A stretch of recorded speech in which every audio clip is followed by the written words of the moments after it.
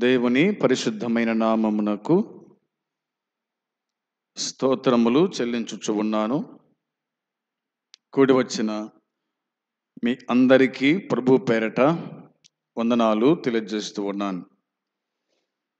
ప్రియమైన సోదరి సోదరులారా, ప్రతి దినము మనము యుగాంత దినాలలో విశ్వాసులైన వాళ్ళు ఏ విధంగా ఉండాలి, ఏ విధంగా నడుచుకోవాలి, జీవించాలి అనేటువంటి శ్రేష్టమైన అమూల్యమైన వాక్య సత్యాలను మనము తెలుసుకుంటున్నాం, వింటూ వస్తూ ఉన్నాం. ఈ దినము కూడా మరొక సందేశాన్ని మనము విందాము.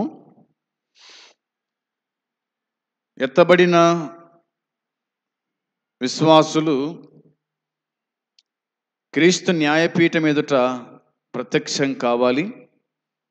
అక్కడ క్రీస్తే మనకు న్యాయాధిపతి అయి తీర్పు తీరుస్తాడు అనేటువంటి అంశాన్ని మనము చెప్పుకుంటూ వస్తూ ఉన్నాం.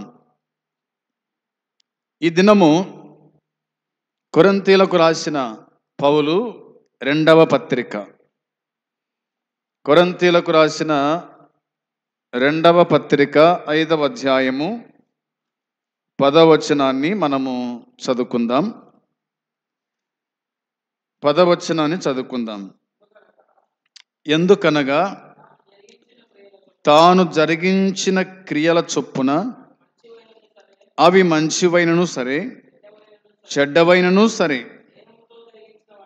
దేహముతో జరిగించిన వాటి ఫలమును ప్రతి వాడును పొందునట్లు మనమందరమును క్రీస్తు న్యాయపీఠము ఎదుట ప్రత్యక్షము కావలయును. చదవబడిన లేఖన భాగాన్ని బట్టి తల వంచితే ప్రార్థన చేసుకుందాం. ప్రేమగల తండ్రి, పరిశుద్ధుడైన దేవ, నీ పాదములకు నాయన కృతజ్ఞత, స్తుతి, స్తోత్రములు, వందనాలు చెల్లించుకుంటున్నాం తండ్రి. నీ కృపను బట్టి మాత్రమే మేము బతుకున్నాం. నీ సన్నిధికి చేరవచ్చిన మమ్మల్ని దీవించండి, ఆశీర్వదించండి. ప్రభువా, నీ వాక్యం చదువుకొని ఉండగా వాటిని దీవించు తండ్రి. మీరే మాతో మాట్లాడండి. మేము ఏ విధంగా జీవించాలనో, ఎలా బ్రతకాలనో, ఎలా నీ రాజ్యము చేరాలనో స్పష్టంగా మీరే మాతో పలకండి, మాట్లాడండి. మా అందరికీ వినగలిగే చెవు, గ్రహించే మనసు దయచేయమని, పాపికి రక్షణ దయచేయమని మీకు అప్పగించుకుంటూ యేసుక్రీస్తు పరిశుద్ధమైన నామంలో ప్రార్థించి అడిగి పొంది ఉన్నాము తండ్రి, ఆమెన్. ప్రభునందు సోదరి సోదరులారా, దేవుని వాక్యమైన బైబిల్ మనకు చెబుతున్న మాట, తాను జరిగించిన క్రియల చొప్పున అవి మంచివైనను సరే, చెడ్డవైనను సరే, దేహముతో జరిగించిన వాటి ఫలము ప్రతివాడును పొందునట్లు మనమందరమును క్రీస్తు న్యాయపీఠం ఎదుట ప్రత్యక్షము కావలయును అని వ్రాయబడింది. క్రీస్తు న్యాయపీఠం తీర్పు దినాన మనము క్రీస్తు న్యాయపీఠం ఎదుట ప్రత్యక్షము కావలెను. ఇలా చెప్పుకుందాం. విశ్వాసులకు తీర్పు. ఎవరికి తీర్పు? విశ్వాసులకు తీర్పు. క్రీస్తు న్యాయపీఠం అని ఉంది. న్యాయపీఠం, అక్కడ న్యాయమే కానీ అన్యాయమేమి జరగదు. వాని పనిని బట్టి అక్కడ తీర్పు పొందుతాం. నీవు ఏ పని చేసినావో దాన్ని బట్టి తీర్పు తీరుస్తాడు. మనమందరం కూడా క్రీస్తు న్యాయపీఠం ఎదుట నిలబడాలి అనేది దేవుని వాక్యం చెబుతుంది. విశ్వాసులు లెక్క అప్పగించాలని బైబిల్ మనకు నేర్పుతూ ఉంది. మరొక మాట ఏమిటంటే, దేహములో చేసిన వాటన్నిటికీ అవి మంచివైనా చెడ్డవైనా సరే సంజాయిషి అంటే మనం ఇవ్వాలి, అది ఉంటుంది. విశ్వాసి తీర్పును గురించి దాదాపుగా ఒక 8 లేదా 9 విషయాలు మనము వరుసగా చూసుకుంటూ వద్దాం. ఒకటవదిగా విశ్వాసులందరికీ తీర్పు ఉంటుంది. విశ్వాసులందరికీ తీర్పు ఉంటుంది. ఆ తదుపరి అక్కడ ఏమి మినహాయింపు ఏమి ఉండదు. అక్కడ అందరికీ తీర్పు ఉంటుంది. అది దేవుని వాక్యం చెప్తున్న మాట. రోమీయులకు రాసిన పత్రిక 14:12లో రోమీయులకు రాసిన పత్రిక చూడండి, 14:12 వచనములో వ్రాయబడిన మాట మనం చూస్తే, నా తోడు ప్రతి మోకాలు నా ఎదుట వంగునట్లు ప్రతి నాలుకయు దేవుని స్తుతించును అని ప్రభు చెప్పుచున్నాడు అని రాయబడి ఉన్నది. గనుక మనలో ప్రతి వాడును తన్ను గూర్చి దేవునికి లెక్క అప్పగించాలి. మనలో ప్రతి వాడు తన్ను గురించి లెక్క అప్పగించాలి అని ఉంది. తన్ను గురించి లెక్క అప్పగించాలి.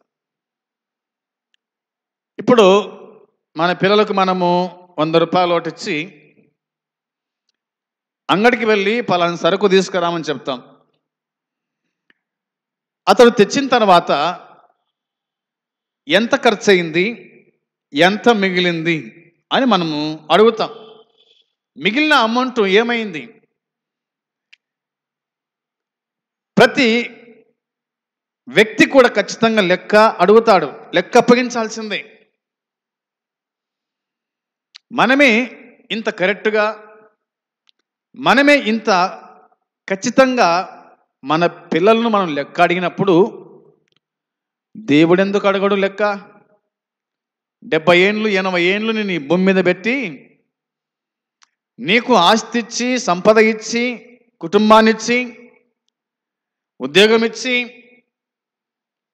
అన్ని విధాలుగా పోషించిన దేవుడు నిన్ను ఎందుకు లెక్క అడగడు?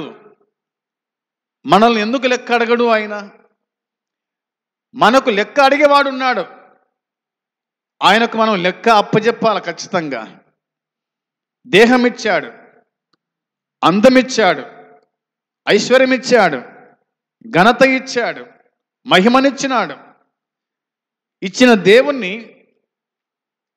దేవునికి మనం ఎలా ఆయన పట్ల నడుచుకున్నాం, ఎలా జీవించినామో ఇవన్నీ కూడా ఒక దినాన ప్రభు తీర్పు తీరుస్తాడు అన్నది వాస్తవము అనేది మనం గుర్తుంచుకోవాలి. ఏదో పుట్టించినాడు, పెరుగుతూ ఉన్నాం, పెద్దగా అయినాం, వివాహం చేసుకున్నాం, పిల్లలను కన్నాం కదా, ఉద్యోగాలు ఇచ్చినాడు, చేసుకుంటూ ఉన్నాం, అన్నీ బాగున్నాయి అని దేవుని మర్చిపోవటం కాదు.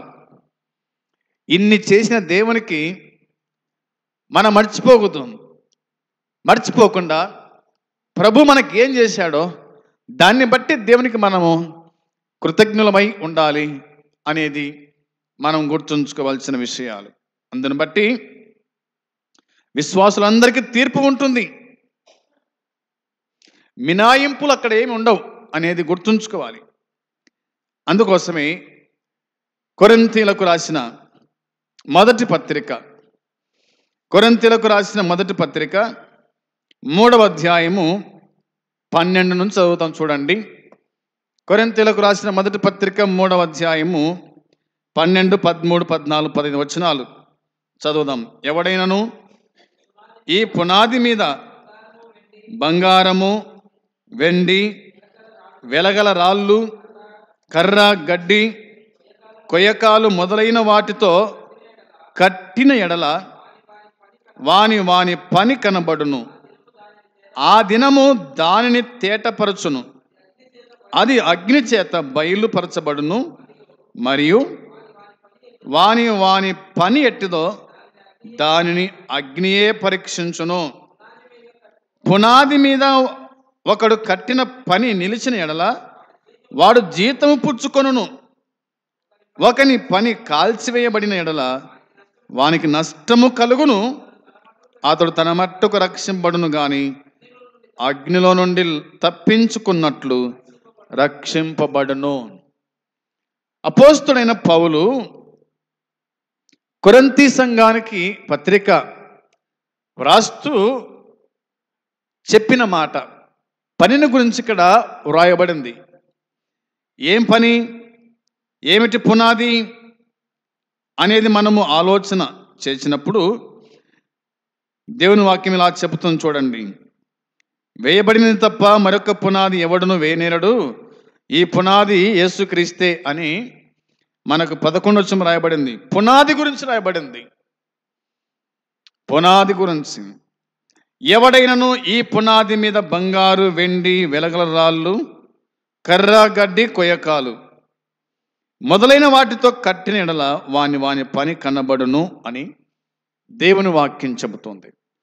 పునాది వేసిన తర్వాత పునాది మీద మనం ఏం కడుతూ ఉన్నాం? పునాది మీద ఏం కడుతున్నాం? ఒకటి రాయబడిన మాట బంగారు, వెండి, వెలగల రాళ్ళు అనే మాట ఉంది. ఇవి చాలా గట్టి పని, అవునా? బంగారు అయితేనేమి, వెండి అయితేనేమి, వెలగల రాళ్ళు అనే మాట ఉంది. వెలగల రాళ్ళు.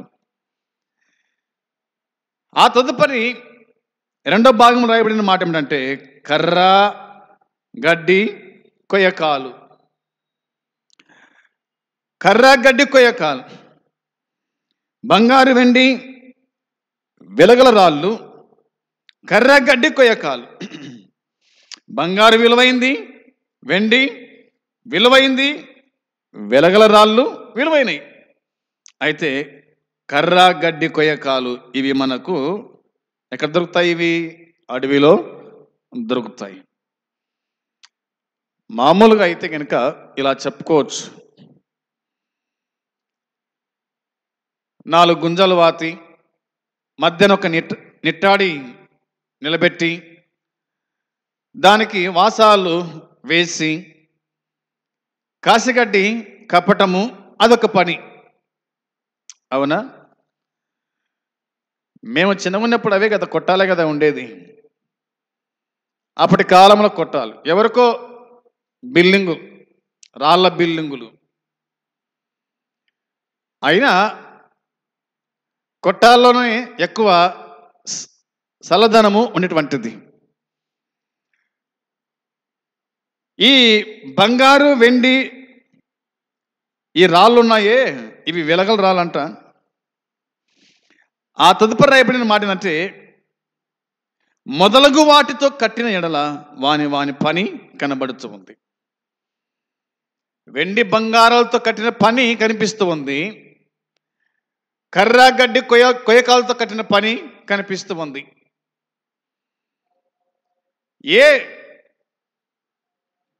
ఏ పని చేసినా ఆ పని ఖచ్చితంగా కనిపిస్తూ ఉంది.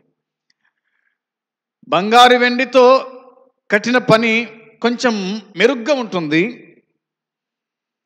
కర్ర, గడ్డి, కొయ్యకాలతో కట్టిన పని మాత్రం కొంచెం వికారంగానే ఉంటుంది, అవునా? వికారంగానే ఉంటుంది. వీటిలో ఏది తొందరగా కాలుతూ ఉంది? ఏది తొందరగా కాలిపోతూ ఉంది? కాలే కొద్దీ మెరుగొచ్చేది వెండి, బంగారం. కాలే కొద్దీ బూడిదైపోయేది కర్ర, గడ్డి, కొయ్యకాలు. కర్ర, గడ్డి, కొయ్యకాలు. అందుకోసమే వాని వాని పని కనబడును అనే మాట ఉంది. వాని వాని పని కనబడుతూ ఉంది. ఆ దినము దాన్ని తేటపరచును, అది అగ్ని చేత బయలుపరచబడును, మరియు వాని వాని పని ఎట్టిదో దానిని అగ్నియే పరీక్షించును అనే మాట. అగ్నియే పరీక్షిస్తుంది. నీ పని, నా పని అగ్నియే పరీక్షిస్తుంది అనేది దేవుని వాక్యం మనకు గుర్తు చేస్తూ ఉంది. అగ్ని పరీక్షలో మన పని కనిపిస్తూ ఉంది. పొలానికి వెళ్తే వారి వారి పనులు కనిపిస్తాయి. అంటే ఎలా పని చేశారో వారి మునమును బట్టి అర్థమవుతుంది. అవునా? వారి సాలను బట్టి అర్థమవుతుంది. వీళ్ళు బాగా పని చేస్తున్నారా, వీళ్ళు బాగా పని చేయలేదా అనేది. ఆ తదుపరి రేపు ఎవరిని పిలిచాలనో అనేది ఆ రైతుకు బాగా అర్థమవుతుంది. రేపు ఎవరిని పిలిచాలనో రైతుకు బాగా అర్థమవుతుంది. అదేవిధంగా మన పనికి జీతం దేవుని కాడ ఉంది అన్నది లేఖనాలు చెబుతూ ఉన్నాయి. 14 వచనం రాయబడిన మాట, పునాది మీద ఒకడు కట్టిన పని నిలిచిన ఎడల వాడు జీతము పుచ్చుకొనును అన్నమాట. పునాది మీద కట్టిన పని నిలిచిన ఎడల వాడు జీతము పుచ్చుకుంటాడు. పునాది మీద కట్టిన పని నిలవని ఎడల వానికి నష్టము కలుగును అనేది దేవుని వాక్యం చెబుతున్న మాట. వచనం 15 రాయబడిన మాట అదే కదా, ఒకని పని కాల్చివేయబడిన ఎడల వానికి నష్టము కలుగును అనే మాట ఉంది. ఒకడు కట్టిన పని నిలిచిన ఎడల వాడు జీతం పుచ్చుకుంటాడు. ఒకని పని కాల్చివేయబడిన ఎడల వానికి నష్టము కలుగును. ఒకనికి జీతము, మరొకనికి నష్టం. వెండి బంగారముల చేత కట్టబడిన పని నిలుస్తుంది, వాడు జీతాన్ని పుచ్చుకుంటాడు. కర్రగడ్డి కొయ్యకాలతో కట్టిన పని కాల్చివేయబడుతుంది, వాడు నష్టపోతాడు. అతడు తన మట్టుకు రక్షింపబడును కానీ అగ్నిలో నుండి తప్పించుకున్నట్లు రక్షింపబడును అనే మాట కనిపిస్తుంది. ఒకనికి జీతము, ఒకనికేమో నష్టం. ఇది గుర్తుంచుకోవాలి. నీ పని ఎలా ఉంది? నీ పనికి జీతం ఉందా? నీ పనికి నష్టం ఉందా? చాలామంది నష్టపోయినాం అంటారు. ఎందుకు నష్టపోయినారు? చెప్పిన మాట వినక నష్టపోయిన వాళ్ళు ఉన్నారు, చెప్పిన మాట విని బాగుపడిన వాళ్ళు కూడా ఉన్నారు. ఆ విధంగా బైబిల్ మనకు చెబుతుంది. కాబట్టి జాగ్రత్తగా మనము గ్రహించువారమై ఉండాలి. ఇక వాక్యంలో మనము చూచినప్పుడు రండి దేవుని వాక్యం చదువుకుందాం. ప్రసంగి గ్రంథములో ఇలా రాయబడింది చూడండి. ప్రసంగి గ్రంథం 12వ అధ్యాయం 14వ వచనం చూస్తారా? ప్రసంగి గ్రంథం 12వ అధ్యాయము 14వ వచనము చూడాలి.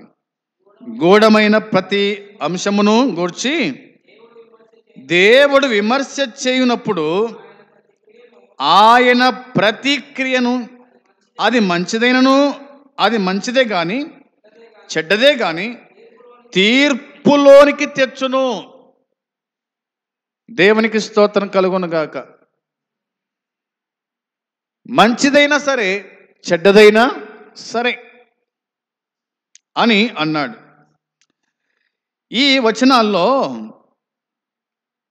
జ్ఞాని అయిన సొలొమోను పలికిన మాట, రాసిన మాట కూడా. వచనం 13 చూస్తే ఇలా ఉంది.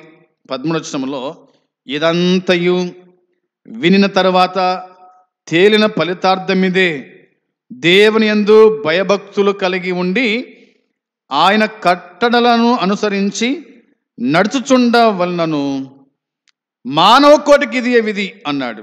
మానవ కోటికి ఇది ఏ విధి. ఇదంతా విన్న తర్వాత తేలిన ఫలితార్థం ఇదే అన్నాడు. ఏమి చేయాలంట? దేవుని యందు భయభక్తులు కలిగి ఉండి ఆయన కట్టడలను అనుసరించి నడుచుచుండవలెనను మానవ కోటికి ఇది ఏ విధి అనే మాట ఉంది. ఏం చేయాలా? మనమందరం భయభక్తులు కలిగి ఉండాలా, ఆయన కట్టడలను అనుసరించి నడుచుకునే వారమై ఉండాలి.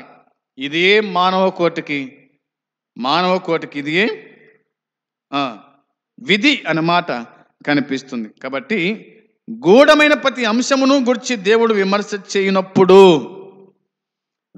చేయనప్పుడు అనే మాట ఉంది. ఆయన ఖచ్చితంగా ఏం చేస్తాడు? విమర్శ చేస్తాడు, విమర్శించుతాడు. ఆయన ప్రతి క్రియను అది మంచిదే కానీ చెడ్డదే కానీ తీర్పులోకి తెచ్చును అనే మాట కనిపిస్తుంది. చివరి మాటగా సొలొమోను మనకు ఒక గంభీరమైన శాశ్వతమైన సత్యాన్ని గుర్తు చేసినట్టుగా ఇక్కడ మనకు కనిపిస్తూ ఉంది. మన పనుల విషయమై మనము దేవునికి లెక్క అప్పచెప్పాలి అన్నాడు. మన పనుల విషయమై మనము దేవునికి లెక్క అప్పచెప్పాలి. దేవుడు మనందరినీ అంచనా కడతాడు. దేవుడు మనందరినీ కూడా అంచనా కడతాడు. విశ్వాసి అయినా అవిశ్వాసి అయినా ఇది తప్పదు. విశ్వాసి అయినా అవిశ్వాసి అయినా ఇది తప్పదు. మంచిదైనా చెడ్డదైనా మన పనులకు తీర్పు తీరుస్తాడు. మన పనులకు తీర్పు తీరుస్తాడు అని దేవుని వాక్యం మనకు జ్ఞాపకము చేస్తూ ఉంది. ఆయన తీర్పు తీరుస్తాడంట. తీర్పు తీరుస్తాడా? దేవుని వాక్యంలో ఇలా రాయబడింది చూడండి.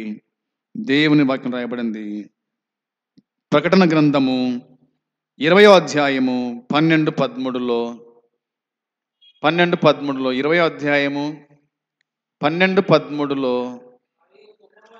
దేవుని వాక్యం చెబుతున్న మాట, మరియు గొప్పవారేమి కొద్దివారేమి మృతులైన వారందరూ ఆ సింహాసనం ఎదుట నిలబడి ఉండుట చూచి తిని, అప్పుడు గ్రంథములు విప్పబడెను, మరియు జీవ గ్రంథమును వేరొక గ్రంథము విప్పబడెను. ఆ గ్రంథముల యందు వ్రాయబడి ఉన్న వాటిని బట్టి తమ క్రియల చొప్పున మృతులు తీర్పు పొందిరి. సముద్రము తనలో ఉన్న మృతులను అప్పగించెను, మరణమును పాతాళలోకమును వాటి వశమునున్న మృతులను అప్పగించెను. వారిలో ప్రతివాడు తన క్రియల చొప్పున తీర్పు పొందెను. దేవుని వాక్యము చెబుతున్న మాట మనం గ్రహించు వారమై ఉండాలి. మహాధవల సింహాసనపు తీర్పు ఇందులో కనిపిస్తుంది. ధవలమైన మహాసింహాసనమును దాని యందు ఆసీనుడై ఉన్న ఒకరిని చూచి తిని, భూమి ఆకాశములు ఆయన సముఖమున నుండి పారిపోయెను, వాటికి నిల్వ చోటు కనబడకపోయెను అని దేవుని వాక్యం చెబుతున్నమాట. కాబట్టి గొప్పవారేమి కొద్దివారేమి మృతులైన వారందరూ ఆ సింహాసనం ఎదుట నిలబడి ఉండుట చూచి తిని అన్నాడు. గొప్పవారేమి కొద్దివారేమి. అప్పుడు దేవుడు గ్రంథాలు విప్పాడంట. ఏమి విప్పాడు దేవుడు? గ్రంథాలు ఉన్నాయంట. ఏ గ్రంథాలు ఉన్నాయి ఎక్కడ? ఒకటేమో జీవ గ్రంథం, రెండవదేమో వేరొక గ్రంథం అనే మాట ఉంది. దానికి ఏం పేరు లేదు, వేరొక గ్రంథం. ఒకటి జీవ గ్రంథం. జీవ గ్రంథములో రాయబడి ఉన్న వారి పేర్లు ఉన్నాయి, జీవ గ్రంథములు రాయబడిన వారి పేర్లు కూడా ఉన్నాయి. అందుకోసమే జీవ గ్రంథము వేరొక గ్రంథము విప్పబడెను. ఆయన గ్రంథాలు విప్పుతాడు. మనం ఏ విధంగా రోజు బైబిల్ విప్పి చదువుతామో ఆయన కాడ ఉన్నటువంటి గ్రంథాలను ఆయన విప్పుతాడు ఒక దినాన. అంటే మనం పుట్టింది మొదలుకొని చనిపోయేంత వరకు మన చరిత్ర అంతా కూడా ఆయన గ్రంథములో వ్రాసాడు. రాసినట్టు కాదు, ఆయన రాశాడు. నీ జన్మదినం తెలుసు ఆయనకు, నీ మరణదినం కూడా తెలుసు.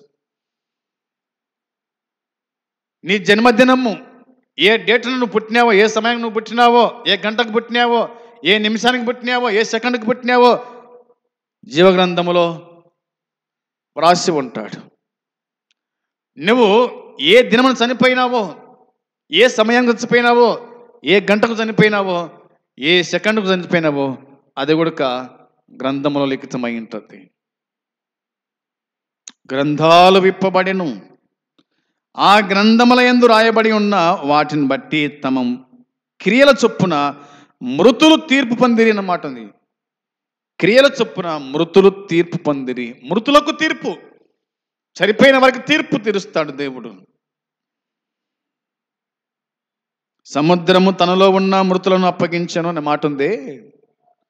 సముద్రంలో చనిపోయిన వాళ్ళు కూడా ఉన్నారు, అవునా? సముద్రంలో చనిపోయిన వాళ్ళు, కాల్చుకొని చనిపోయిన వాళ్ళు, మందు దాగి చచ్చిపోయిన వాళ్ళు, కరెంటు పట్టుకొని చనిపోయిన వాళ్ళు, పైనుంచి దుంకి చనిపోయిన వాళ్ళు, ప్రమాదంలో చనిపోయిన వాళ్ళు, ఎక్కడ చనిపోయినా, ఏ స్థలంలో చచ్చిపోయినావో ఆ స్థలము నిన్ను దేవునికి అప్పగిస్తూ ఉంది. సముద్రములో తనలో ఉన్న మృతులను అప్పగించను, మరణమును పాతాళ లోకమును వాటి వశమునున్న మృతులను అప్పగించను అన్నమాట ఉంది. అప్పగించను. నువ్వు దాపెట్టుకున్నా కుదరదు, అవునా? సముద్రం అప్పగిస్తుంది, పాతాళం అప్పగిస్తుంది. నేటి దినాల్లో నేను దొరకనులే అనుకునే వాళ్ళు దొరుకుతున్నారు, అవునా? ఈ మధ్య కాలంలోనే ఒక సంఘటన జరిగింది. ఆ వ్యక్తి మరొక వ్యక్తిని పెట్రోల్ పోసి కాల్చి పరారైనాడు. అంటే తానే చనిపోయినట్టుగా, అది కేవలము ఇంటి వరకు మాత్రం తెలుసు. తర్వాత బంధువులు వచ్చి అందరూ వచ్చి ఏడ్చి దాన్ని పోస్ట్ మార్టం చేసి రాత్రి తీసుకొచ్చి పుస్తాపన చేశారు. అయితే 2-3 రోజుల కల్లా ఏమైపోయిందంటే, తాను కాదు చంపబడింది, తాను కాదు కాల్చబడింది, తన స్థానంలో వేరొకరిని బలి చేసినాడు, కాల్చినాడు అని చెప్పేసి రిపోర్ట్ వచ్చేసింది. మరణము లేదా పాతాళం నిన్ను అప్పగిస్తుంది, సముద్రాన్ని అప్పగిస్తుంది. ఈనాడు సెల్ ఫోన్ నిన్ను అప్పగిస్తుంది. నువ్వు బాంబేలో ఉంటావో, నువ్వు ఢిల్లీలో ఉంటావో, నువ్వు హైదరాబాద్లో ఉంటావో, అడవిలో ఉంటావో, ఇప్పుడు సులువుగా పోలీసుల చేతులకు చిక్కిపోతున్నారు మనుషులు. అందుకోసమే వాక్యం చెబుతున్న మాట, సముద్రము తనలో ఉన్న మృతులను అప్పగించును, మరణమును పాతాళ లోకమును వాటి వశమునున్న మృతులను అప్పగించును. వారిలో ప్రతివాడు తన క్రియల చొప్పున తీర్పు పొందును. క్రియల చొప్పున తీర్పు పొందును. మరణమును మృతుల లోకమును అగ్నిగుండములో పడవేయబడెను. ఈ అగ్నిగుండము 2వ మరణం. ఎవని పేరైనను జీవగ్రంథమందు రాయబడినట్లు కనబడని ఎడల వాడు అగ్నిగుండములో పడవేయబడును అని దేవుని వాక్యం చెబుతోంది. అప్పగింపబడును, తీర్పులో మనం ఉంటాం అనేది దేవుని వాక్యం మనకు స్పష్టంగా తెలియచేస్తున్న సంగతి గుర్తుంచుకోవాలా. దేవుని కృపను మనము తిరస్కరించిన, నిర్లక్ష్యము చేసిన తీర్పు దినాన తీర్పును ఎదుర్కోక